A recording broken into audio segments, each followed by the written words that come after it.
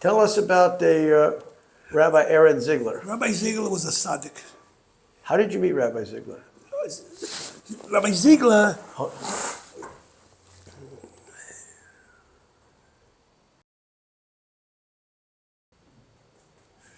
Rabbi Ziegler was a professional handball player, a racquetball. He was good. And he was good. He gave classes for Prussman, and he was good. He was involved. He was a tzaddik. He writes columns in the Jewish press. Yeah, he still does. And he's good. Everything is positive about him. The family's positive. I found out that his sister died. At a coincidence, I went to the shiva. Yeah, how'd you find out? I found out. I went to pay respect for the sister. He was the only living relative for the sister. Yeah, and I went there to pay respect for him. He was good. He was a tzaddik. He does good things. You studied by him as well for some time, didn't you? Yeah, I got involved with him many years too. You studied by him? Yeah, and I got involved with him many years. He was a mensch. He was involved with Rabbi Bamsda. Rabbi Bamsda did the conversions. Okay.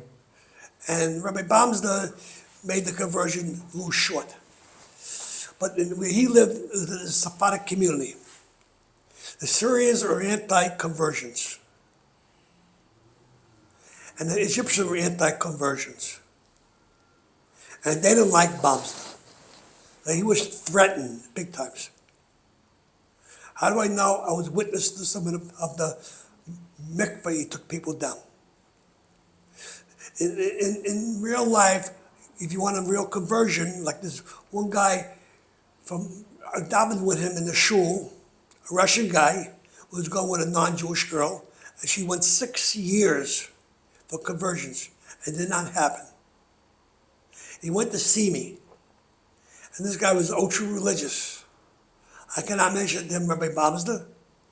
He could do something, but he was ultra religious, so I didn't mention Rabbi Bamsda. So he split with the girl. And this was not too long ago, number one. And these are stories which I know and I appreciate it. Now, Rabbi Aaron Ziegler, you studied by him as well, right? Yeah, Ziegler was good. There's a lot of people who got involved with me. How many years did you study by Rabbi Aaron Ziegler? Many years. He was a tzaddik. And he did things extraordinary. Like what? Rabbi Ziegler. So to help people. He was involved with Rabbi Bamsda. They were good friends. I didn't realize that till later on. Because Bamsda wanted me to be a witness for one of the conversions. I was there, and I found he's friendly with Rabbi Ziegler. Ziegler is good. And I got involved with other rabbis, which is very important. Yeah. Did he have Rabbi Ziegler had a smicha program, right? Yes. Did you study in that smicha program? Yeah. So you got your smicha from Rabbi Ziegler? Yeah, he was good. Are you still in contact with Rabbi Ziegler? He's in Ziegler's in Israel. Yeah. So when I go to Israel, I will make my contact. Wonderful. And I go to Israel. I had 2 procedures recently, and I wear a belt, you see. You should have 4 shleima. Baruch Hashem, I'm surviving. And there's many things here. And there's another thing here you can see, which is important. The missionaries ran programs in English to get green cards. I ran 12 programs like this. You can show it. To get the Russians the green card. I ran programs in Wabash. I ran programs in Forest Hills. I ran programs in Briarwood. When I honored people at my dinners, I told you I honored over a dozen teachers on an average basis because they ran the programs for me. And this guy I mentioned before, the programs with this rabbi who helped me for Lubavitch, the Rebbe brought him to Orlando. When the Rebbe brought him to Orlando, Florida, the programs went dead. Because the new guys came over, they were novices. He had steady people giving me in the high schools and the junior high school and the public schools. And when he left, I had to get new people, I get new programs, and honor all these people and they just give me the figurehead, and I get the program started from different yeshivas. I get people from the mayor, Chaim Berlin, Torah Das, they come do the programs for me, which is good. And I pay other people. I can give you one example. I ran a program in Wabash. I had a Russian teacher. I had 29 people there, Russian people. So the Russian teacher told me, charge $1, you pay my salary. I never did it before. I have 12 Russian programs I run. I never did it. Try it once, see what happens. He said, we have 29, we'll give $1, help out. Out of 29, 23 left. They wouldn't give $1. So I said, call him back, call all back. We're only joking. We're not charging nobody. We didn't charge nobody. We gave him free programs. I ran 12 programs I ran over 12 programs for Russia to get the green card, over 12. I ran in the Briarwood Jewish Center. I ran in the Forest Hills. I ran in Wabash, I put down. I ran 3 programs in Beth Shifra, plus these 9 over here. I had over 12 programs I ran, and beside the programs, I had to put a rabbi to give a shiur. We had to give them, my main idea to get them in the yeshiva. So what happened, I had the Rabbi Zadie Lashinsky on Airview P. I had a program there. Zadie Lashinsky got involved with me by giving classes to Coney Island Avenue. He used to walk. What kind of classes did he give? Russia's, he knew Yiddish. Yeah. And he walked from Airview P, from Ocean Avenue to Coney Island Avenue. On Shabbos? No, weekdays to give a Weekdays? class. Is this to 3044 Coney Island Avenue? They give To the Beth classes. Shifra building, the main building on Coney and Neptune. Yeah, one of my classes. What do you give the classes in? Get in English. They get Jewish. They get people. Jewish subjects. To get the green card. What about Jewish subjects? He gave it in Jewish stuff. Rabbi Lashinsky, the other rabbi, did the same thing for me, but we had a problem.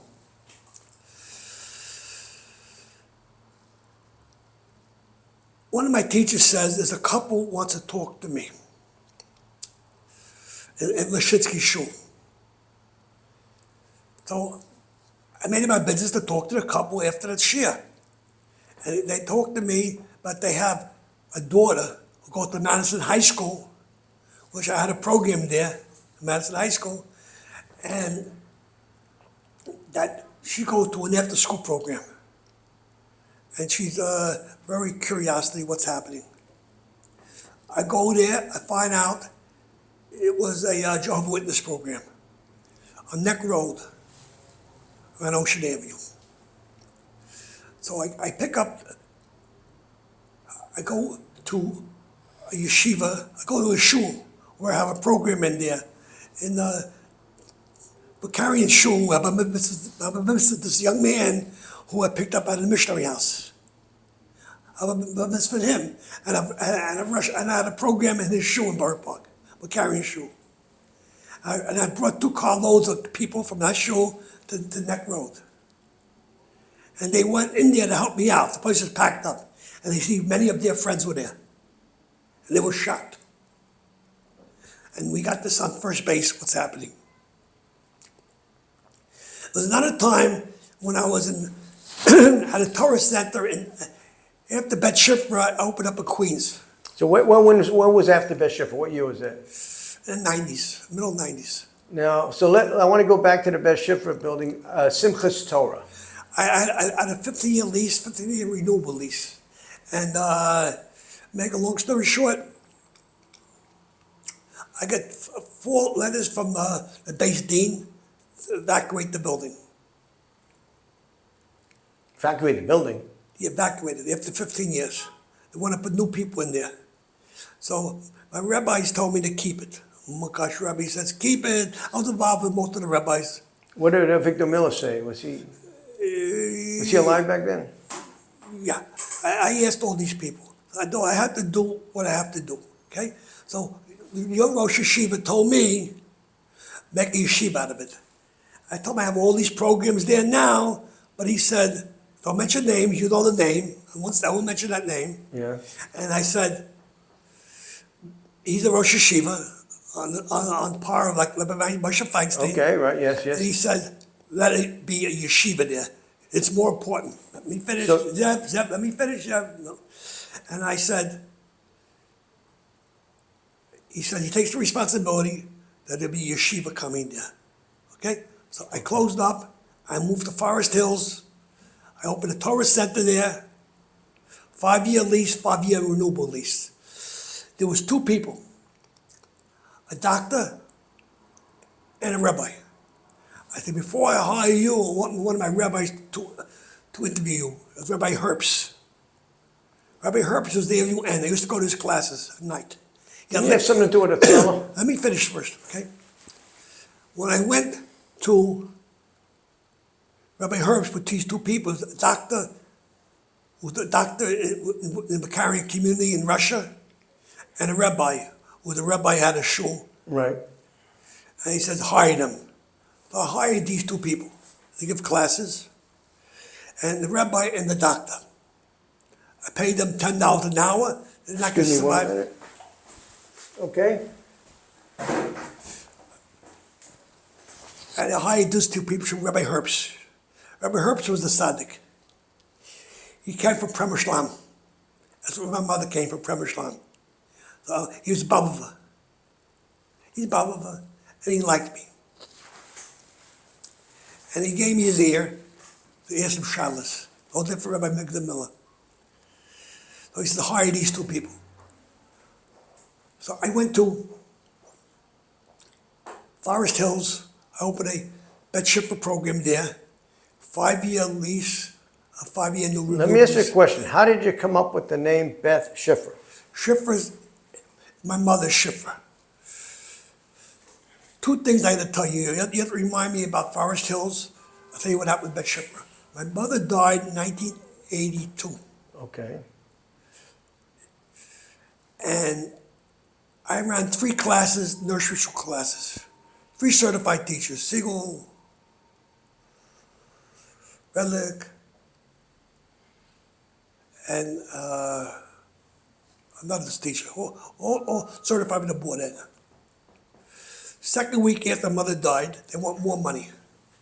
I can't ask Zev, help me pay the salary, Zev. I mean, I'm glad Zev don't ask me for money. So I said, I give you in 2 weeks. I'll gather it, they want it today. I can't give you it today. They want it or they're gonna quit, all 3 of them. They organized, like a union. I gave them money on time, I got the soup kitchen, I gave them all the food they wanted. Whatever they want, I was good to the family. I was a therapist, I gave them the counseling they wanted. But they said they wanted the money up today. I can't reduce it the same day. In order to me, look for emergencies, to expect things like this, I prepared myself. I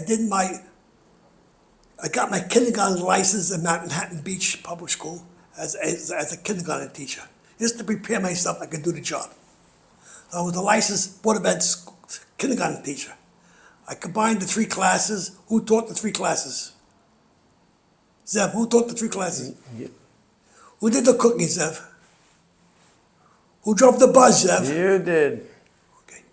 So I ran the classes myself. I did that myself, and it worked superbly. After a few months, they wanted their job back.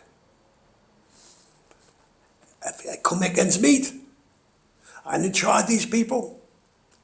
I remember one family, Seiko, Sephardic, didn't charge a nickel to nobody.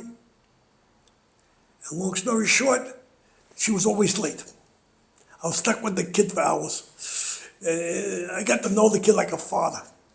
So, long story short, majority of the time she's never on time, but that's life. Sephardic kid, I work with. Ashkenazi kid, I work with. Russian kid, I work with. So let me finish this, okay? So I took these kids and I ran the program myself. I had to go early minyan in order to pick up the kids. I went to Shara Sion, early minyan. And what did I do? I did this all myself. with Hashem's help. Only Hashem, I can do it. 2 stories I have to tell you, important. A guy called Hesh, military veteran. His mother went to his brother, said, after the military, could you hire my son? No husband, just the son. He said, I don't hire no relatives. So he had nobody. He winds up in a place called Goldwater Hospital. Goldwater Hospital is a long-term hospital. I used to go, put my kids to bed. I took care of my 3 kids myself. 2 days after my mother died, my wife goes to Chicago. Her father had a stroke. My kids were in Brooklyn Yeshiva, Rabbi Modest Mandel. Man, it's been done, yeah. And he was a tzaddik. He gave me his time. He gave me his time. And I did what I did. And I used to go 10:30 to visit Harry at Goldwater Hospital. It's a 2-hour ride during the day, bumper to bumper. At night, it's like maybe an hour, 45 minutes to an hour. So I used to go. So a black nurse goes over, then I'm going to kill you. He's very scared. He had nobody, only Prussman. So I had to get him medication for emphysema or other problems he has. So I used to go there 11 o'clock at night when the nurse was there, because I could go there. I put my kids to bed, and I went there with the car, and I went to see him at Goldwater Hospital. I did that for a while. I got tired. I got involved with my people, Kahani people, the guy that did dog patrol in Israel. I gave them some money. 2 good guys. I gave them money to do this for me. And they went to Goldwater Hospital, and the medication I gave them, and instead of taking the medication with the doctor, with the nurse who wanted to kill him, they switched the medication, which he survived. After a while, they didn't charge me. They liked him. They liked him. This guy was a good conversationalist, and he was a mensch. So what happens? They put down that his uncle. He got permission to see him more hours because he's his relative. So he gets a back attack. He winds up at Goldwater Hospital. No, he winds up at Bellevue Hospital from Goldwater. So these 2 boys went to see him on a steady basis every day. He had back problems, wound up with cancer in the back because he's on his back most of the time. So the guys see them, which is good. It saves me a trip. They go on a steady basis to see him. And they call me, he was Nifta at Bellevue Hospital. I called this guy who was a tzaddik, Dr. Ratz. He does Torah on the side. I work with him. He's a tzaddik. He went right away to clean the body. When he went there, they were cutting his body for body parts. And you look at yourself, you say, Baruch Hashem, you go, Nifta, Hashem's going to work with you, and yet it was cutting his body for body parts. It was told to the guy who does cleans the bodies. I take him right out, I bury him next to my mother in Bet Moses Cemetery.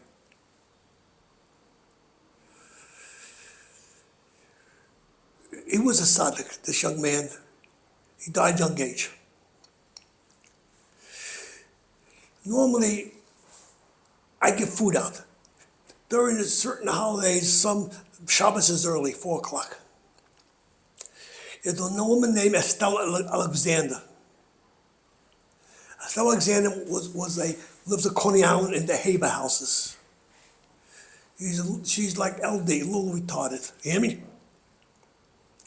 She used to go to the dairy restaurant here in Brighton Beach and eat the leftover of the food of the people.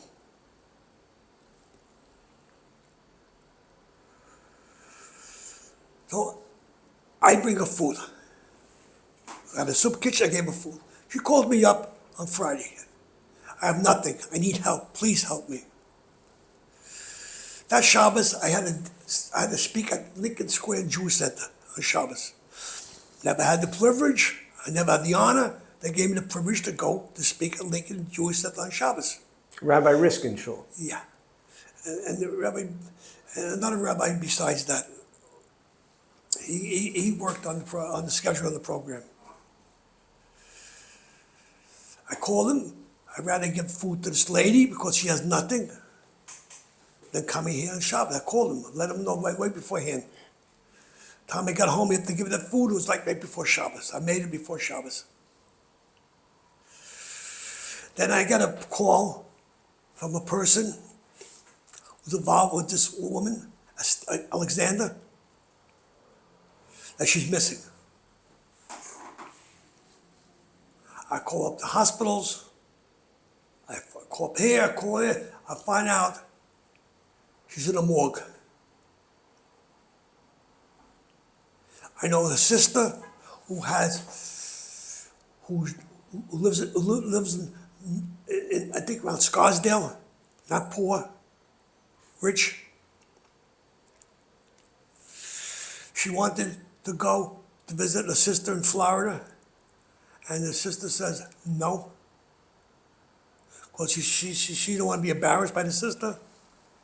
I had this woman who was a tzedekis called Malki Gottesman, who worked for me, beautiful lady, a tzedekis. Got involved with me, with this Estelle. He took her to Florida on a vacation before she died.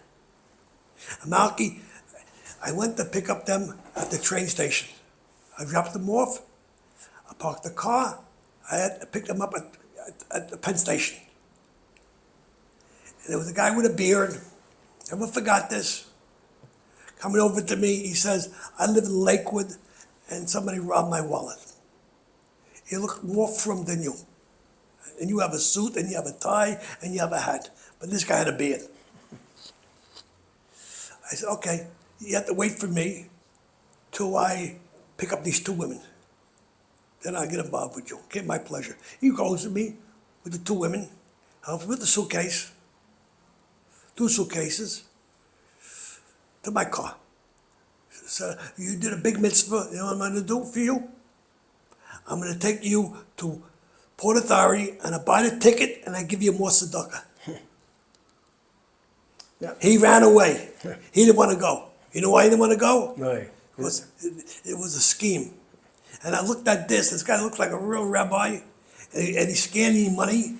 I asked him, I'll take him to Port Authority, I'll put you on the bus with a ticket, with tzedakah. Yeah. And he refused. That's the great way to do it. And I took home these 2 people. I took out Malki Gottesman, lived in Flatbush.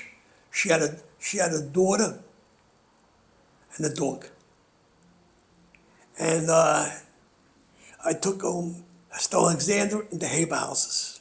That's before she was nifta. It was 2-3 years before she went to Florida for the first time. And the sister had a place there, would not let her come in there. Let me ask you a question now, Rabbi. Back to the Beth Shifra building. Simchas Torah. Can you talk to me about Simchas Torah? You held the Simchas Torah there. Yeah, we have everything there. Well, tell me, not everything. Talk about Simchas Torah. Okay, you mentioned Simchas Torah. Because I remember it, but I want to hear it from No, you. you have to tell me. I forget. You have Well, to tell me. we used to march with the Sefer Torahs all the way down to the boardwalk, and and your son used to hold a bottle of vodka and used to offer it to the people on it. We used to go down Brighton. Brighton 7th Street? March down Brighton 7th Street, which was a very rough street at the time. Do you remember that, Rabbi? Yes, I do. We took your son said we're going down the roughest street, and then we went all the way to the boardwalk and we danced Hakafas on the boardwalk. Do you remember that, Rabbi? With the Sefer Torahs, and then when we come back, we'd march back. That was a steady basis. We did that. Number 1. Number 2, which is good, and it brings memories. I had this guy, Gary Moskowitz. The karate man. He was teaching karate for me, okay? Good guy. Married late. He taught karate. My daughter asked me, she was a mentor in Forest Hills when I had the Torah Your Center. daughter Shana. Yeah. When I had the Torah Center in Forest Hills, This was what year? I forgot. Late 90s, 2000. So this was after the Beth Shifra operation was closed at 3044 Coney Island Avenue. So my daughter met me for close to 2 years. We went to college together. Because she's religious, and it's very dangerous to go at night to the school. So we took a course called statistics. And this teacher gave a test every time we got there. Gary Moscow slams into the class in rage.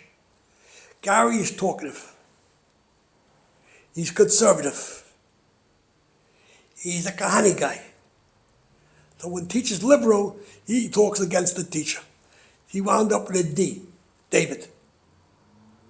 Highest mark the teacher ever gave was a B. So my daughter said, Gary is smarter than both of us. Let's leave and go to a different class. We went to the administrator, we want to change classes. He said, nope, this is the only class that's given. So what happens? We stayed there. My daughter and I. They give out booklets. My daughter handed one booklet, I took 2 booklets. The highest mark he ever gave a B. This guy was the liberal principal at the Board of Ed. Ultra liberal. No different than the people running for president and vice president. No different. Highest mark was a B. What did my daughter get? Highest mark he ever gave was a B. B. What did I get? I don't know. What do you think? I'm not going to guess. You have Rabbi. to get a guess. A C.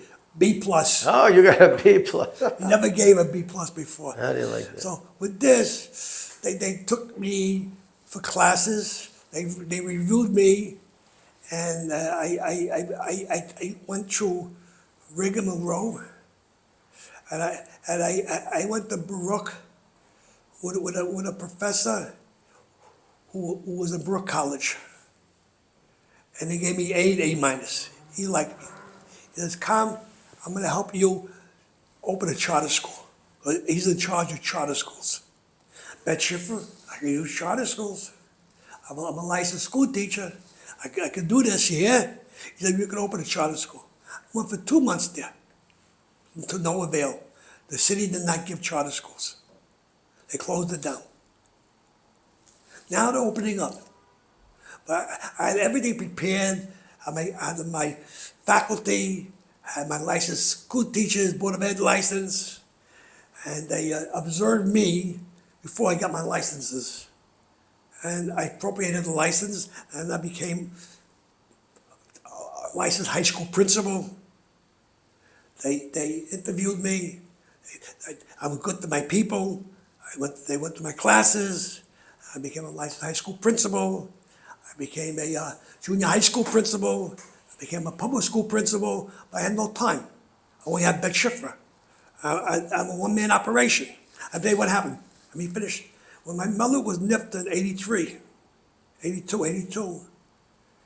I was overwhelmed. Let me ask you a question. On Sukkot at Beth Shifra, did you have a guitar player there or some musicians? Can you tell me about that? Yeah, that guitar player was Avi Kraft. Avi Kraft, he's a famous guy. He's well known. Avi Kraft was my guitar player.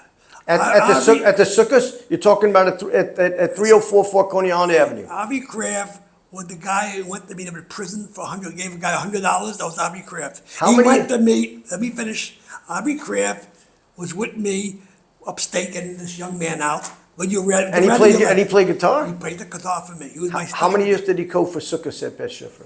He stayed with me many years. He stayed with me many years. I gave him money. Money talks. I gave him money up front. I gave him money. And he got married. Remember, he got married after Rebbe gave him. Did you serve refreshments for the people when he played guitar? Everything I gave out. It was in that sukkah. It was as big as in the parking lot. Biggest. In the parking lot on that avenue. It was overwhelmed. No. The biggest sukkah, almost the biggest Bava sukkah. Bava sukkah is very big. And another thing happened. Menashe Klein, or Shmuel Harris, excuse me, was the gabbai for the Bava Rebbe. Yeah, you told me about the story, I think. But the point, I needed somebody to remove my matzah in a place in New Jersey. I had nobody. What do you mean? What do you mean remove the matzah? I needed matzah to feed my people. You need. Oh, so you I need. needed extra matzah 1 year. 1 year I need extra. Where Matzah. if you're talking about the Seder's at 3044 Coney Island Avenue. I needed matzah. Long story short, one of his grandchildren was the truck driver. I didn't know it because he told me his Zaidi goes to Lower East Side to visit us during Pesach. The Zaidi was Shmuel Horowitz. I got one to two together. I said, this is one of my Rebbes.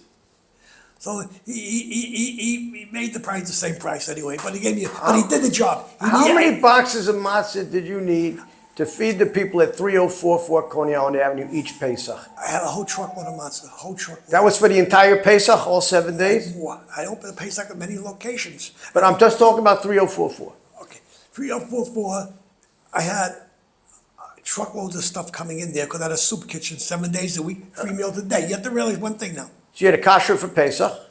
I cashed Pesach, I had people doing it for me. I had regular rabbi who did that for a panasa. The guy came from Queens and did the job for me, which was good. Who is the guy? Forgot the name. He Go back. kashered everything for Pesach. What? He done a good job. He does that for a living. He does it. He came every single Pesach to 3044 Coney Island Avenue? I had another rabbis doing it for me. I had a lot of places they did. I had a lot. I'm just talking about that place right now. Yeah, he came up and do it. This guy, he's a regular guy. This is going back to over 25 years ago. This guy's a regular guy who did it, and he did it. I paid him, and he did a good job. And no different than other things I'm telling you. Like missionaries are running wild in this community for many years. And they had no competition. When I opened up in Queens, Yeah.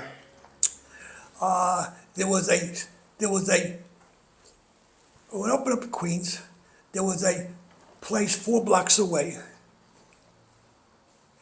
and they opened up for Shabbos for Holocaust survivors.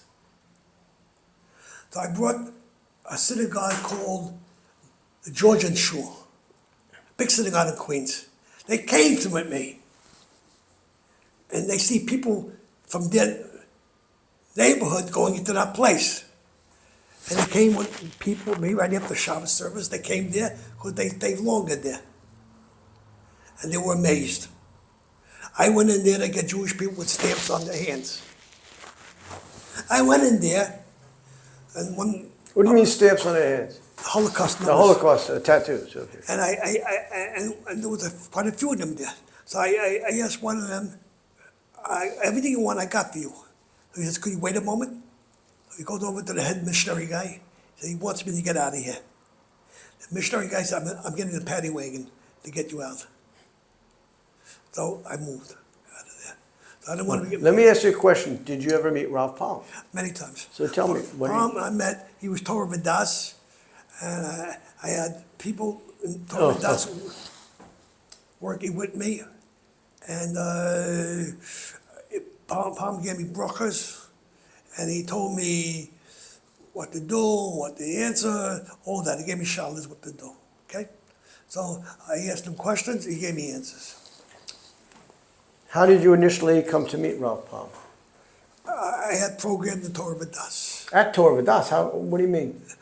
We used to run programs for release programs. Oh, so you'd send the release people to Torah Vodaas. I got programs from people with the help of Jep. And I had programs there, and we got public school because I was in charge of the... So you were involved with Jep?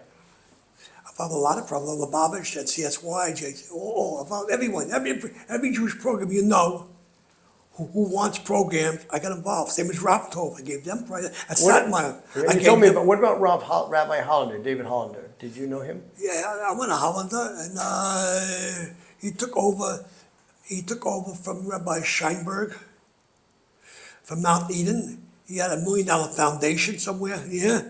Yeah. And this is what I know about He Hollander. was from the Rabbinical Alliance of America, wasn't he, Rabbi Hollander? No, I think it's a different organization. Rabbi Hollander? Yeah. You're with the Rabbinical Alliance of Men. Rabbinical Alliance. They're having a big dinner coming up, aren't they? Probably, yeah. And I got involved with another thing, Rabbi Bragg. So you're gonna have Rabbi Bragg came. He's Rabbi Victor Miller's son-in-law. uh-huh. So you're And gonna let me finish. Rabbi Bragg came to Lashinsky Shul yeah. to talk to the couple because he's more dynamic. I got him between shares. There's another class an hour later. So he talked to the people for a good half hour because he's dynamic. He's very good. As Rabbi Bragg, who takes over Rabbi Miller's shul now, he went to the Shinsky shul in the FUP and spoke to the couple that his daughter goes to the Jehovah's Witnesses. Yeah? Without him, I could not have done it. So I drove him back to the May Yeshiva. When they, how many years were you at the Beth Shifra building on 3044 Coney Island? Over 15 years. And now they give you enough time to leave, whatever? Yeah. What'd they tell you? We mentioned that I left, the lease was up, and you have to leave. And they give you a reason? The lease was up. They said there's going to be a yeshiva in there or something? This is what one of the rabbis said, and I'm not mentioning no names. Without mentioning the names, what did they tell you? Tell me, you made a big case on this, Jeff, so Oh, let's call it quits, Jeff, on this, okay? All right. So anyway, what is the future of what you're going to do? Are you, I run programs. We run a soup kitchen once a month, and we run the Passover. And we try to get other places to run Passover, so I recruit different places to run Passover. And before, I told you before, I did it in Luna Park, Wabat, Shrum Village. We did this on a steady basis. Imagine, just think about it. Imagine all the food done already, and we put the food there, and they had it. This is not only one show. We did it in 8th Street Synagogue in Manhattan. We opened 8th Street Synagogue, and there was 2 rabbis involved in that 8th Street Synagogue, which I got involved with. Nice people. They took homeless people in, other people, and the owners wanted to sell that property. The 8th Street property was very valuable. It was in a very wealthy neighborhood. And these 2 rabbis, they wanted to hang. And they hanged them. They hanged them for 2 different reasons, you hear me? Yeah. Just to get that building. And look at reality, what they do for money. And these 2 rabbis were dedicated. They have one rabbi, they put it in jail, and that rabbi had different charges. I worked with these rabbis, I gave them all they wanted, all the food they wanted. Whatever they needed, I gave them the safers, they needed, whatever they needed. I was the 8th Street Synagogue. I worked with them many years. I ran Pesach Seder's there in New York many years. And there was a guy called Yeshiva University, Herschel Schechter. Herschel Schechter, okay. He invited me to the Yeshiva University because he knew I ran over 10, 12 programs in Pesach. Some out of town, some in different communities. So he wanted me to come up to speak. I had this guy, Simone. He's from Ukraine. He's the one I took to the Bava Mikveh. And he stayed in my car not to get a ticket because no parking in that community. So I let him be in the car. And I went to speak in the classes to get volunteers. That's all, no more. I had places in Forest Hills, Pesach. People lived in Queens. People lived in Manhattan. People lived in Brooklyn. And I had volunteers coming out through Herschel Schechter. He was a tzaddik. He gave me permission. I went in there, and it was good. I'm telling you, this is going back years with Herschel Schechter. Rabbi Prussman, I thank you so much for all the great work you've done. You're a tzaddik equal to no one. No one can equal you, especially in today's day and age. You're a man of great energy and of a great history of helping people and great tzedakah and great Gemilas Chasidim. And you should live a long and healthy life doing many good Gemilas Chasidim deeds. Only Hashem, only Hashem, only Hashem. And I daven with kavanah, and I bench 2 pairs of tefillin, put on Bedel Tam. I put 2 tefillin on. I daven with kavanah, and I give brachas to many people, and many people. I wish to go God Eden, and this is quite a few rabbis. Amen. Amen.